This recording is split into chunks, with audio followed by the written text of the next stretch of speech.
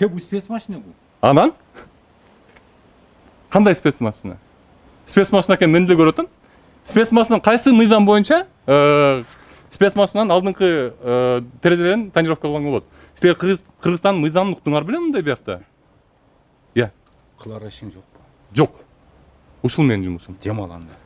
Байке келсеңиз, Акылың жетпей болгон. удостоверениеңизди көрсөтүп коңузчу, байке келип. Байке. Кандай ачпай эшикти бул Кыргызстанда болуп аткан көйгөй. Ооба. Өзгөндө болуп аткан көйгөй. Мына милициянын майор милиция сүйлөшкөнү ушундай. Байкеси. Удостоверениеңерди көрсөтүп койбойсуңарбы? Бирөөңөр болсоңор да. Бир мыйзамга баш ийбейсиңерби?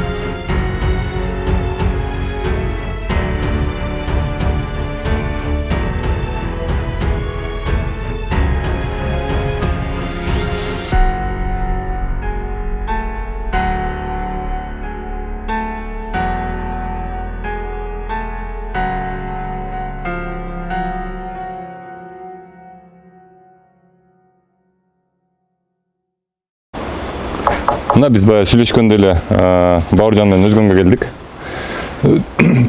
Өзгөнүн роудусу боюнча сүйлөшкөнбүз. Өзгөнүн роудусуна келе электе эле бул жерде тонировка тагып алган роудун машинасы турат. Бул деген мыйзамга жатпайт. Кыргызстанда алдыңкы терезелерде тонировка чаптаганга болбойт. Номерин тартып койсоң Бауыржан. Бул деген эгер милиция өз ушундай иш кылып атса анда мен билбейм анда. Адамдар эмне болот? А бул жерде кайда жазылып турат?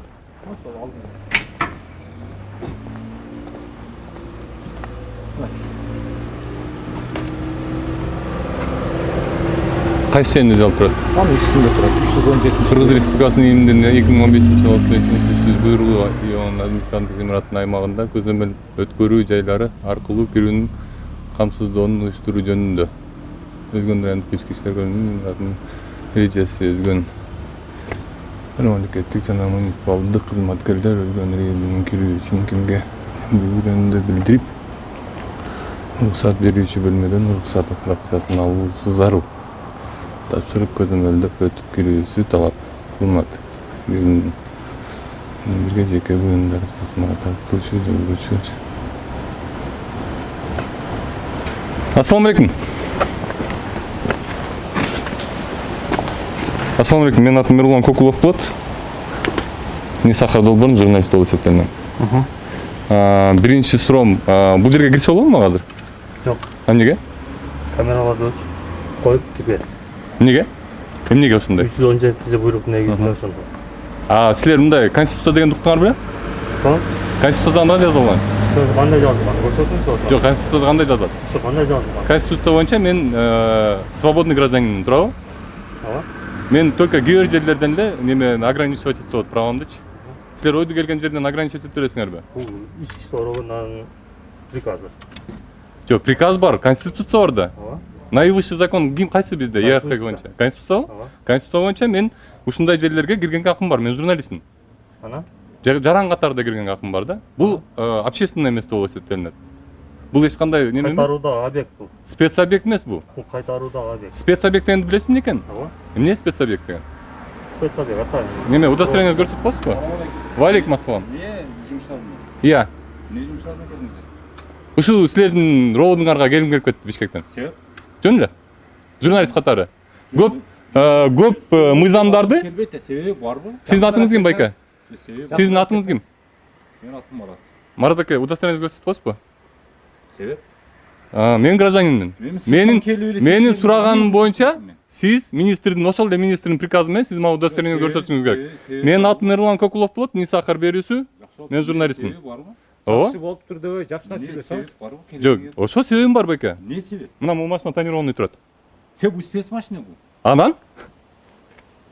Кандай спецмашина? Спецмашина экен мен деле көрүп атам. Спецмашинанын кайсы мыйзам боюнча спецмашинанын алдыңкы терезелерин тонировка кылган болот. Силер Кыргызстандын мыйзамын уктуңар беле мындай биякта? Иә. Кылар ишиң жокпу? Жок. Ушул менин жумушум. Демал анда. Байке келсеңиз, Акылың жетпей болгон. удостоверениеңизди көрсөтүп коңузчу, байке келип. Байке. Кандай ачпай эшикти бул Кыргызстанда болуп аткан көйгөй. Ооба. Өзгөндө болуп аткан көйгөй. Мына милициянын майор милиция сүйлөшкөнү ушундай. Байкеси. Удостоверениеңерди көрсөтүп койбойсуңарбы? Бирөөңөр болсоңор да. Бир мыйзамга баш ийбейсиңерби? Иә.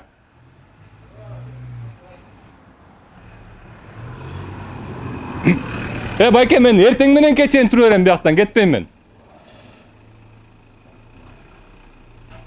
Келип мыйзам түрүндө мага көйгөйлөрдү көрсөтүп койгула.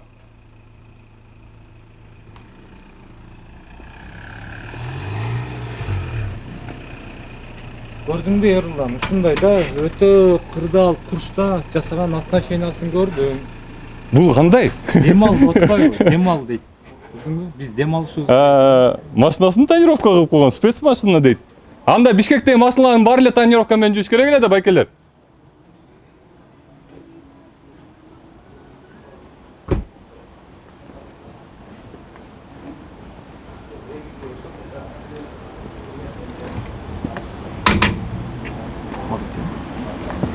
Кирсе болобу? Иә. Качсас? Жок, мен мыйзам түрүндө киргенге болот да, мага. Бауыржан, сен кирбедиң? Иә. Бауыржанга айтып атам, сен кирбели, мен кирип чыгам. Байке, сен неме удостоверениеңди көрсөтүп коңузчу мага, мен кирбейм макул. Эмне себеп? Мен Кыргызстандын жаранмынмын. Сиз күзөтчүсүз, туурабы? Сиз вы представитель закона, правильно? Пожалуйста, предъявите мне удостоверение ваше. Эмнеге? Эмне себептен? Сиз эмнеге кирем деп атасыз?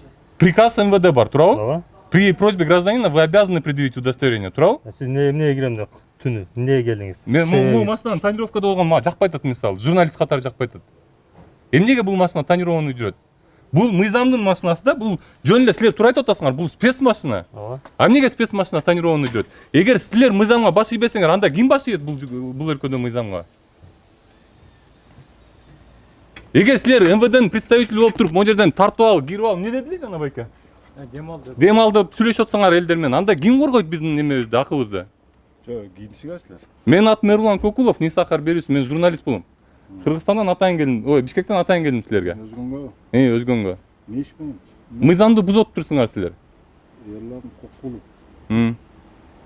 Мыйзамды бузуп атасыңар силер. Силер Министерство внутренних дел болуп, силер өзүңөр мыйзамды бузуп атасыңар. Ушун кандай Мыйзамды буздук. удостоверениеңизди көрсөтсөңүз? Ака Бишкектен келди, журналист. Бишкектен келсе эмне болуптур? Макул азыр атсаң. Удостоверениеңизди көрсөтүп Кандай коюңуз. дейсиз? Бишкектен келсе эмне болуптур? Биз өзүнүн ишибизди кылып атабыз да.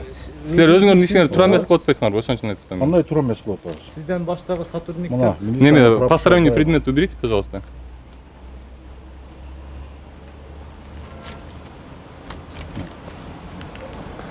Так, Милициянын прапорщиги Абдыраимов, нөмөтчү. Абдыраимов Мухаммед, Омурзаевич, да? Абдыраимов Мухаммед Умурзакович. Өмүрзакович, так. 05-03-21 чейин экен, аха. Байкес, бул машина эмнеге тонированный? Бул машина эмнеге тонированный? Айдаган балдары бар. Ага. Атай бул спецмашина эме ташыганчы. Кайсы мыйзам менен спецмашинада? Муну ачып эле сүйлөшөлүчү байке, бул өлкөнүн жараны мында турабы? Киргиз киргизе албайбыз. Жок, киргизбей эле болот. Мен кирбейм, мындай ачып койсоңор, эми мен түрмөдө эмесмин да, турабы? Мүмкүн эмес да. Эмнеге? Түнкү саат 11 сен ишиң болсо кел да. Менин ишим бар. Жок, тартканы киргиздирбейбиз да биз. Эмнеге? боюнча айтып атат го. Эмнеге киргизбейсиңер? Түнкү саат 11 болуп атат да, 11ден өтүп атат да. Күндүзү кел. Сиз азыр жумуштасызбы? Күндүзү кел, жумуштамын мен. Мен сизге жумушуңузга келип атпаймынбы? Мен арзан Мен сиздин келгенде үйүңүзгө келген кабыл жокмун да алабыз 11-де, турабы? 11-де үйүңүзгө келген жокмун да, мен сиздин жумушуңузга келип атам. Жумушка келсем, Ошол эмне иш себептен- менен келдиң? Мен сага интервью бере албайм. Могу машина Биз тонированный ишибизди кылып атабыз өзүбүз. Могу машина тонированный Онда турат. Мен ошону билгим келет тартып- эмнеге бул машина тонированный экенин. Тартып эртең жетекчиге киресиң, ошолор жооп берет. А силер жооп бере албайсыңарбы? Биз эмнеге жооп беребиз биз? Танырып койсо анын айдаган бала бар, онун может разрешениясы бар. Сен документин Сиз разрешение дегенди уктуңуз беле? А? Тонировкага. ошону өзүнөн сурайсың. Жок, разрешение дегенди уктуңуз беле? Жок, сен өзүнөн сурайсың да мен. Жок, байке, мен сизден сурап атам да. Сиз уктуңуз беле? Жок, Ушундай мен мыйзамды. уккан Анан кантип айтып атасыз бул мыйзамды? Жок, сен өзүнөн сурайсың да, может бардыр. Сиз ушул форманы кийип туруп, анан ошол закон барбы, жокпу билбейсизби? Сен закон жакшы билесиңби? Билем. А? Билем. Кайсы законду билесиң? Ушу Айт Кыргызстандын мына мыйзамын биздин билем. законду айтчы. Мен да өзүм Кыргызстандын правила дорожного движения боюнча машинанын алдыңкы неме терезелерине тонировка чаптаган болбойт. Кайсы бир нерсени жазылган ошол? Айтып берейин? Айт. Хорошо, стап берем. Сен ол. бул мен телефондон алып чыкпа сен. жок, мыйзам боюнча айтып атпаймын мен сизге. Келсеңиз байке, келсеңиз байке. Эмне качып атасыз? Мен качкан, биздин ишибиз бар. Аха. Биз бекер. Сиздин ишиңиз менмин. Мен бул мамлекеттин жаранымын. Сен мамлекеттин жараны болсоң, Мен жаранымын бул токтоп, мамлекеттин. Сиз токтоп мага иштеп атасыз да. Мен Эрлан. Эрлан мындай да. Биз мына арызданып келгендерди кабыл алабыз. А сен түн жарымда келип мен тартам. Аны тарта бер.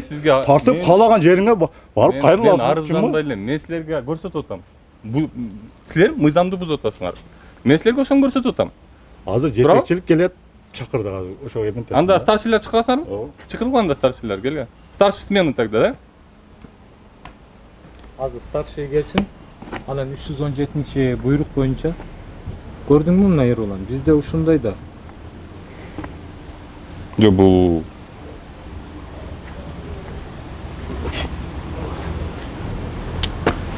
булар эми старший сменаны чакырбайт да, туурабы? Чакырат азыр чакырышат. Чакырышабы? Чакырышат азыр.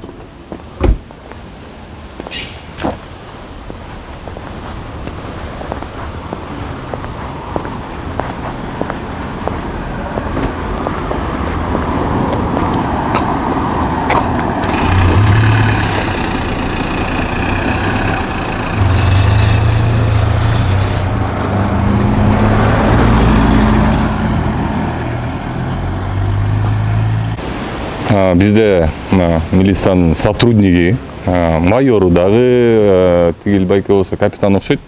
Анысы дагы билбейт экен. Управление водителем транспортных средств, управление водителем транспортным средством с нанесением на лобовое либо боковое стекло передней двери тонирующим покрытием или использованием на них шторок, или с наличием на стекле задней боковой двери либо заднем стекле зеркального тонирующего покрытия. Влечет наложение штрафа второй категории, пункт 3, статья 129 Кодекса о нарушениях. Ушуну билбейт экен бул байкелер.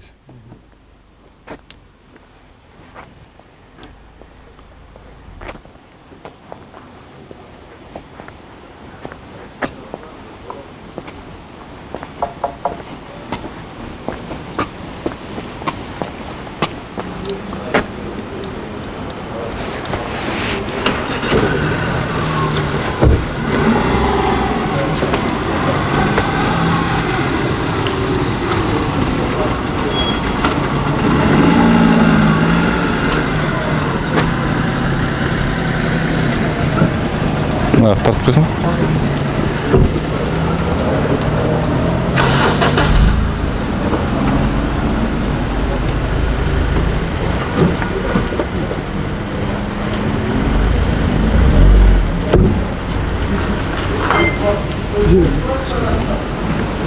берем. Mesela Иә. киргенге болот, мезелге чейин. Жо биз эмнеге ал жерге чейин согушуп, мушташып киришибиз керек. Бизди кийиш керек ал жерге. Обязательно түртүшүп тартышып киришиң керек.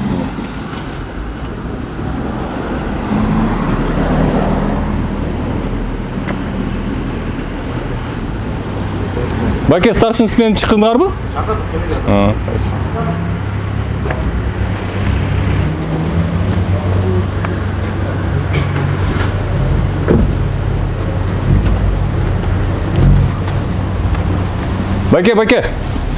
Байке. Gelseniz 5 minutga men get otam. Aha.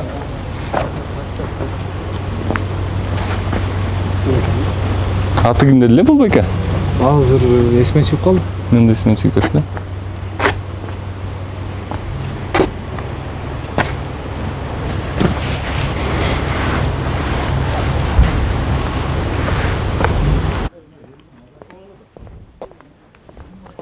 Оу.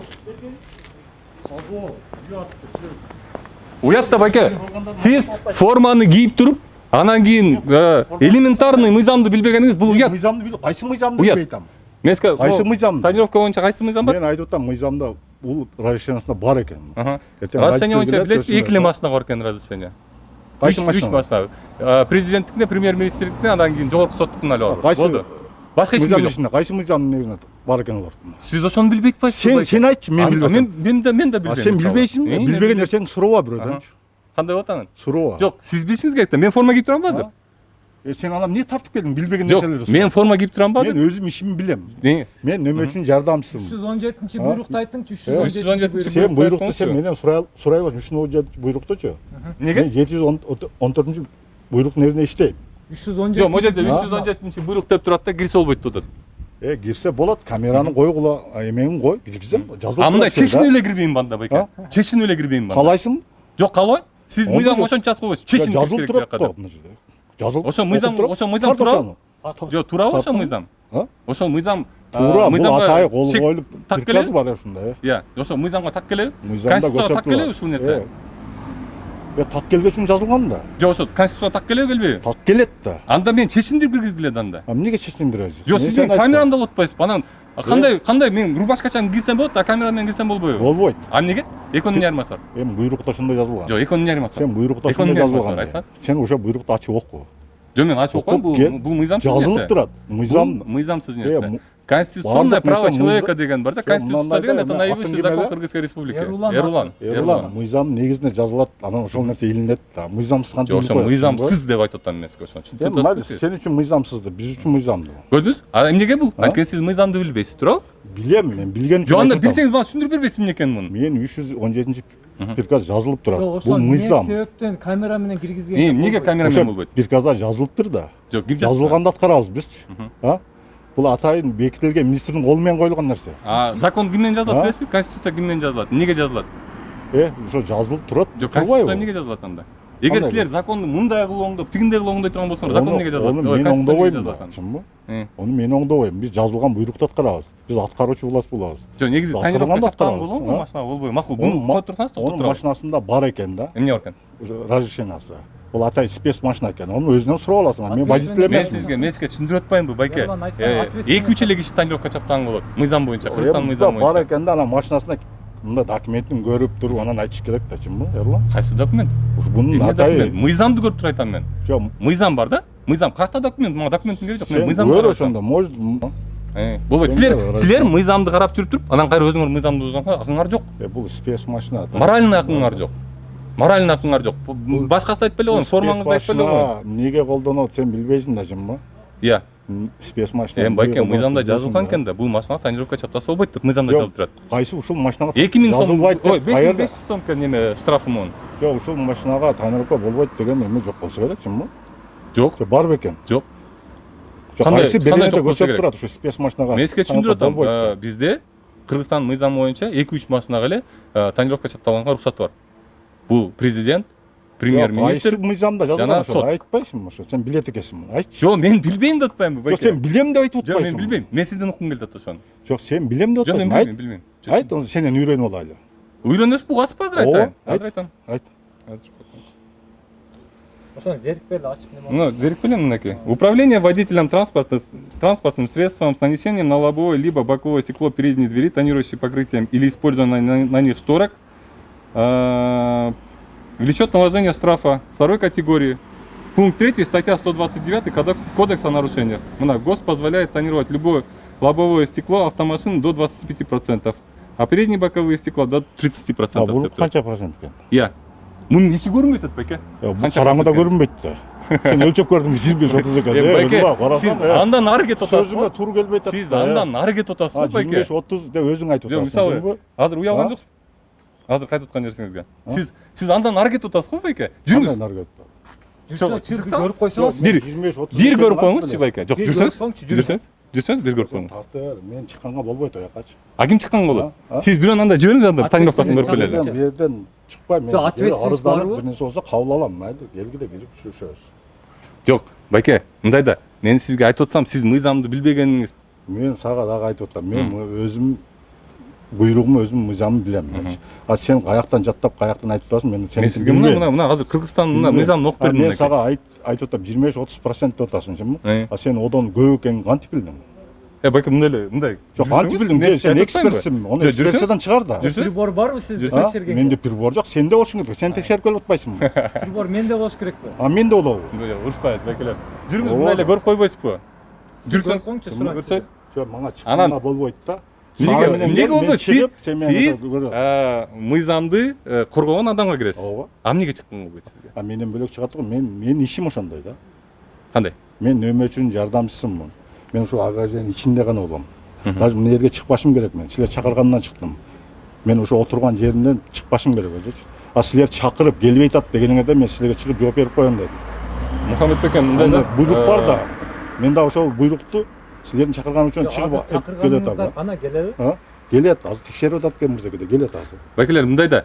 Силер мыйзам өкүлү болуп, элдердин мыйзамын бузбагыла. Акыңар жок. Эч кандай моральный акыңар жок анкачы. Сиз могу жерге мени кийирбей атасыз. Мен кийгизем. Сен тарткан нерсени окуп, мен сени кийгизем. Сиз мени айтып атасыз да, камераны чыштап коюп киргизем деп атасыз, туурабы? Жок, бу жерде жазылып турбайбы? Мен сен ошол немени сыйлабайсың. Мен макул байке, аны хорошо, 15 жол. Мен билем азыр. 15 жол айтылайбыз анычы. Мындай да байке. Силер элдердин, жарандардын укугун бузганга акыңар жок. Силер жарандардын укугун коргой турган адамдарсыңар да, силерчи. Түшүнүп атасыңарбы? Ошол адамдын укугу ушул жерге киргенге уруксаты бар. Бул адамдын укугу.